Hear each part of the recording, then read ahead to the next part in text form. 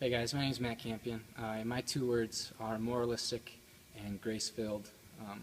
I grew up in a Christian home. My parents both were regular churchgoers, and so because of that, I was a regular churchgoer. I went to youth group on Sundays. I grew up going to Bible school and to vacation Bible school and all of the church-related activities. But I never really knew who Jesus was to me personally.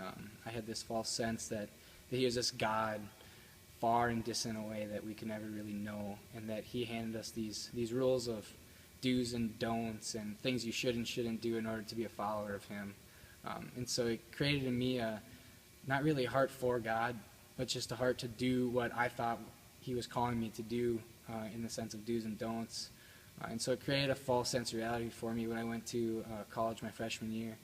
I went with a lot of unanswered questions, and it really just left me nowhere and broken.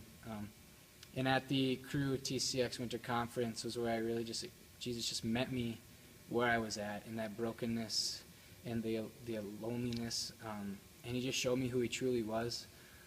He showed me how much he loved me and how much he cared for me, and that when he died on the cross, he died so that I didn't have to complete this list of do's and don'ts, or be morally good in a worldly view or a worldly sense. But that what he did on the cross for me was already good enough, and because of that, I was already saved.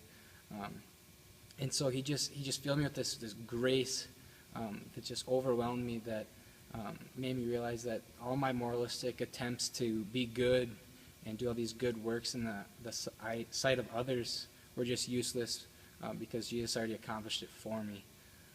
And so yeah, my two words, moralistic, being that I was following this list of rules that I thought Jesus had for me, and then grace-filled, where I realized what Jesus did for me on the cross was good enough for me.